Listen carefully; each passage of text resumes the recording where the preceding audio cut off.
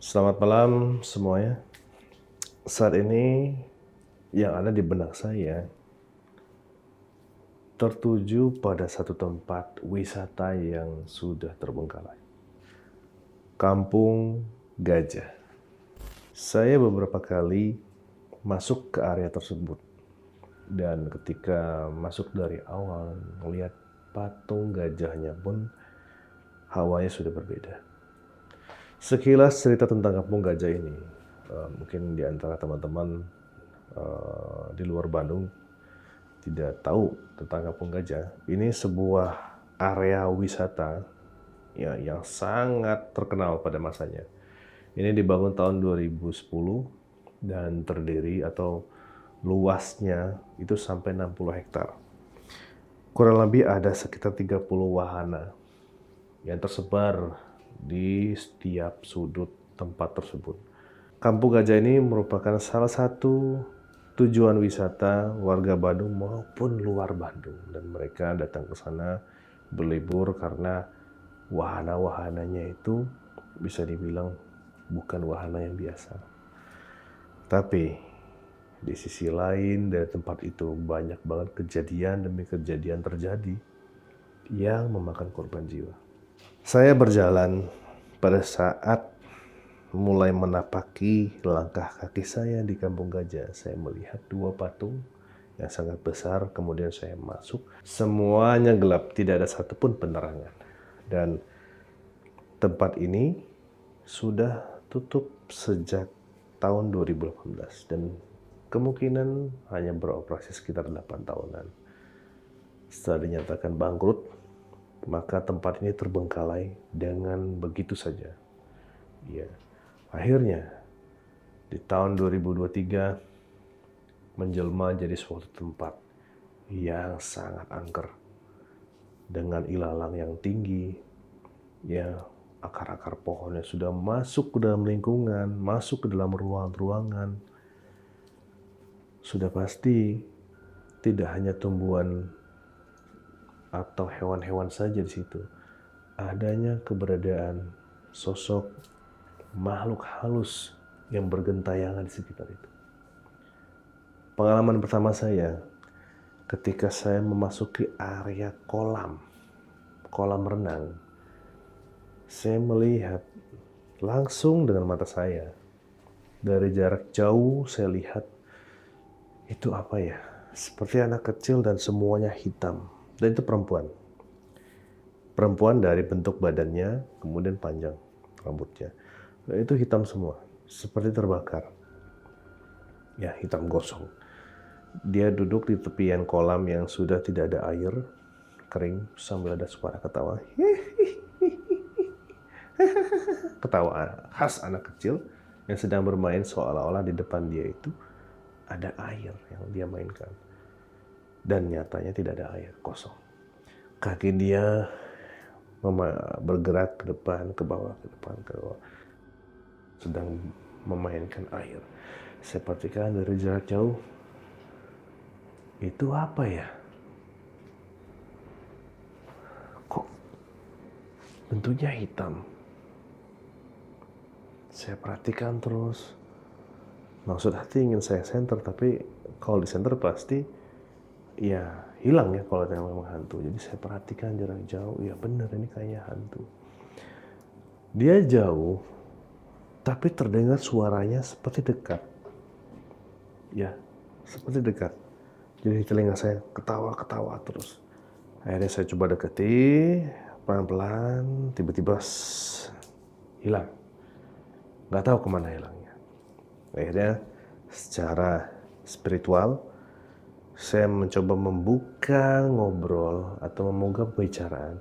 Dan akhirnya secara spiritual, saya mencoba untuk memulai komunikasi melalui batin. Saya panggil, Bismillahirrahmanirrahim.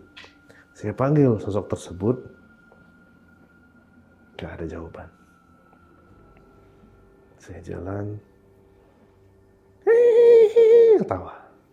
Ada suara ketawa anak kecil di belakang saya dan ternyata dia memegang paha saya. Wah, kaget luar biasa. Tidak ada bentuk wajahnya, ya semuanya rata, semuanya hitam. Setelah dia pegang paha saya dan saya lihat dia langsung lari seperti bayangan yang menembus pohon seperti itu. Dan wah, ini jelas nih.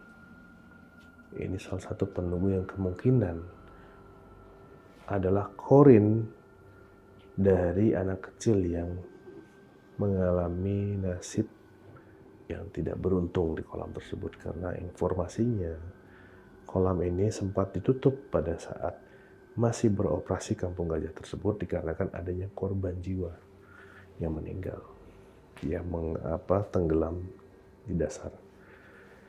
Sosoknya perempuan. Tidak cukup dari situ, saya pun berjalan terus menelusuri Kampung Gajah dan saya melihat satu pemandangan yang tidak biasa. Jadi semuanya ilalang karena udah lama tidak diurus, jadi rumput-rumput liar tinggi, mungkin setinggi diri saya juga. Tapi anehnya ada kepala-kepala yang bermunculan. Saya perhatiin kok kepala ini aneh ya, ngikutin gerakan rumput ya, tuh seperti ini. Ngikutin gerakan. Saya pikir ini seperti balon, tapi setelah saya perhatiin ini muka atau bentuk kepala manusia dalam wujud tengkorak. Saya lihat ini tengkorak ya, dia wujud tengkoraknya seperti digantung di dahan ilalang itu.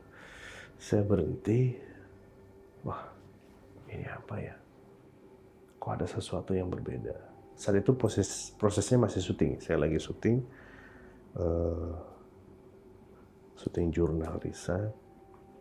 Cuman saya nggak sampaikan apa yang saya lihat.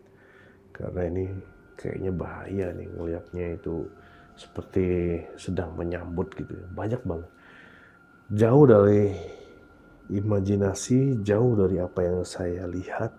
Saya coba untuk mencari lebih dalam apa sih sebenarnya daerah ini, dan ternyata ada satu titik di sini tempat ditimbunnya jasad-jasad atau korban-korban perjuangan zaman dulu, dan di bantaian di sana dikubur. Ya, teman-teman kalau melihat ini posisinya ada ketika masuk lurus di sebelah kanan. Nah, di situ. Jadi tengkorak-tengkorak ini merupakan jin korin dari jasad-jasad tersebut. Dia hanya kepala, nggak ada badannya, dan terbang. Adanya benturan energi dari tempat tersebut itu memacu saya untuk terus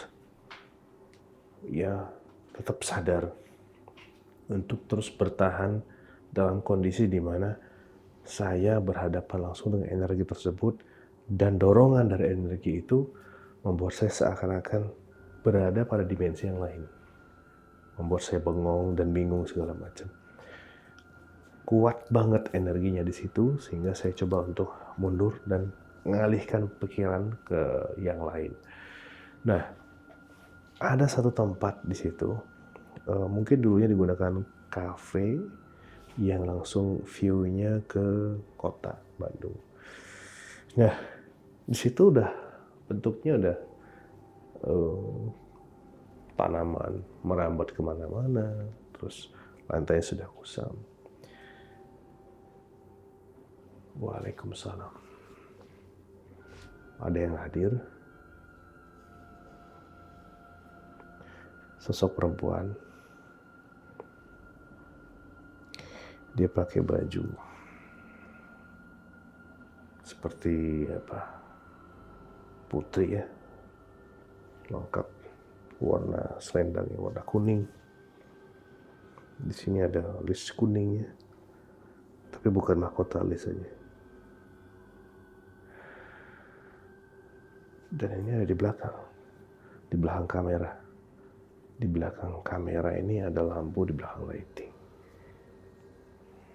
Saya nggak tahu ini siapa, tapi ketika saya bahas tempat itu tiba-tiba muncul, energinya masih terasa.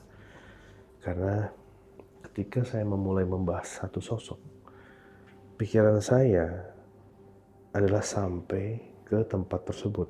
Ya, pikiran saya sampai ke tempat tersebut. Ketika saya sampaikan berita ini, seakan-akan saya menerawang. Frekuensinya sama dengan sosok yang ada di sana, dan kita pernah berjumpa. Mungkin di situ akhirnya dia hadir di sini. Mungkin kameramen atau suara yang merekam suaranya akan kedengaran. Jadi sebelum saya ucap salam, dia ngeluarin suara seperti tadi.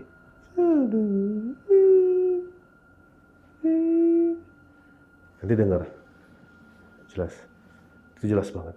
Dengar nggak tadi? Jadi ada suaranya. Saya kerasa banget itu. Saya belum tahu ya maksud dia apa hadir ke sini, tapi dia hanya berdiri, nunduk, kepalanya diberi seperti ini. Dia nggak bergelir ke arah sini, dan ini merah semua. Merah, bukan darah ya, kulit, daging. Biarin saja, karena dia tidak mau menyampaikan informasi nama dia, siapa maunya apa, biarin aja, nanti dia bisa ngomong sendiri.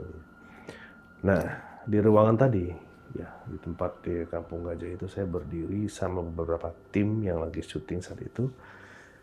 Ada satu sosok yang mencoba untuk mendekat, terbang ke arah sini, terus dia mundur lagi. Dia terbang. Jadi posisinya jauh, tiba-tiba dekat gitu, jauh, dekat. Saya nggak lihat melalui mata ya, tapi secara batin melihat dan seperti memberikan sinyal ke mata. Jadi saya nggak melihat secara fisik langsung, tapi batin itu menggambarkan wujudnya. Ketika dia zoom, wajahnya itu bisa dibilang dia punya mulut lebar, panjang, terbuka, dan ini darah semua. Ya, dan ini darah semua. Darah seperti masih netes. Matanya hitam semua. Astagfirullahaladzim. Ini datang ya. Datang. Dan saya nggak tahu dia di mana, tapi saya ngerasakan kehadiran sosok itu ada di tempat ini. Tapi saya nggak tahu dia ada di mana. Dia punya wajah kecil, tapi matanya dia hitam, mulutnya lebar, darah semua. Saya nggak ngeliat gigi apapun, yang hanya keluar darah. Dan dia datang, dia mundur, dia maju, dia mundur. Posisinya seperti ini. Ketika dia maju, matanya langsung membelolok ke arah saya. Set, terus dia mundur lagi. Sempat saya mau mundur, nggak mau maju ya, karena dia udah mau semakin dekat. Akhirnya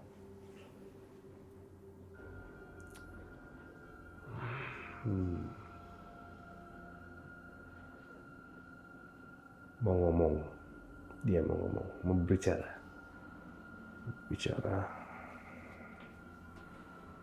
nyampein apa?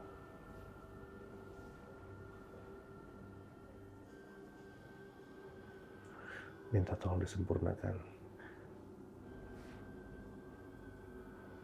Minta tolong disempurnakan. Ini tahu. Ini saya coba komunikasi ya dengan sosok ini. Dia minta tolong disempurnakan. Dan sudah lama ada di situ. Tolong sempurnakan saya. Saya masih tertanam di sana dalam keadaan tidak sempurna.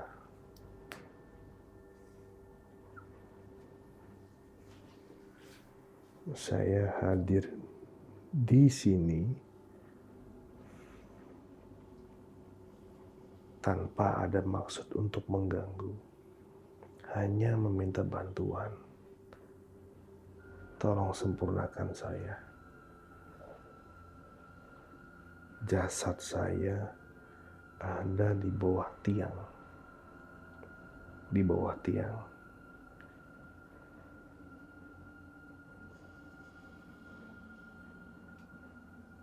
Saya dari satu wilayah di ujung Jawa. Wah, stop. Jadi kita dapat tamu kita kehadiran tamu ya. Pada saat saya mencoba untuk bercerita tentang pengalaman saya di Kampung Gajah, dan tamu ini atau sosok perempuan yang datang ketika saya menerawang ke sana dan menyambung frekuensinya dan tiba-tiba dia hadir. Dulu saya pernah lihat dia ketika syuting, dan sosok ini umumnya kita bilang kuntilanak, masih kuntilanak. Tapi dia punya cerita semasa hidupnya, seperti ada korban apa saya nggak tahu, kayak kriminal ini. Terus ditimbun begitu saja di dekat tiang. Dia minta disempurnakan. Tapi kita akan sulit ya untuk bantu itu karena untuk masuk ke wilayah itu sangat luas dan tiang banyak. Jadi tujuan saya di sini adalah mencoba untuk menghadirkan satu energi yang teman-teman bisa rasakan. Kameramen merasakan nggak? Semuanya merasakan? Kita manusia itu punya insting, ya. Nggak perlu belajar apapun, dia punya insting. Ketika ada sosok energi yang masuk, pasti akan terasa. Dan teman-teman mungkin akan terasa juga hadir di sebelah saya ini, energi tersebut. Nah, dari semua perjalanan saya di Kampung Gajah, pertemuan saya sama wanita ini, kuntilanak ini yang paling menyeramkan. Karena dia datang dengan wajah yang tiba-tiba zoom ke depan saya, ngeri banget. Sampai saya nunduk seperti itu. Terus dia mundur lagi.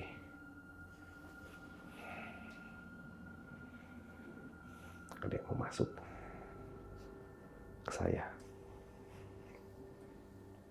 Tapi ini masalah. Saya tahan.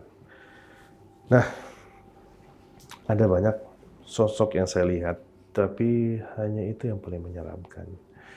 Pengalaman saya di Kampung Gajah ini, saya pikir kayaknya cukuplah, nggak perlu saya ulangi lagi ada di sana. Infonya sekarang tambah banyak karena hampir rata-rata paranormal atau dukun atau apapun yang melakukan ruatan di suatu wilayah dibuangnya di situ. Sehingga di Kampung Gajah itu semakin lama makhluknya mendirikan satu koloni antara mereka dan menjadi satu kerajaan jin. Penampakannya bisa begitu nyata. Kalau teman-teman datang pada terang bulan, ya, terang bulan melewati jam 12 malam, cukup jalan Kampung Gajah bisa melihat langsung apa yang ada di sana. Tidak menggunakan batin, dengan mata langsung, tapi resikonya tanggung sendiri kalau sampai ikut sampai ke rumah. Ini ya cerita tentang Kampung Gajah. Terima kasih. Ada banyak cerita-cerita berikutnya. Semoga apa yang saya sampaikan ini menjadi hiburan, menjadi teman bagi teman-teman semua yang sedang sendiri. Terima kasih. Assalamualaikum warahmatullahi wabarakatuh.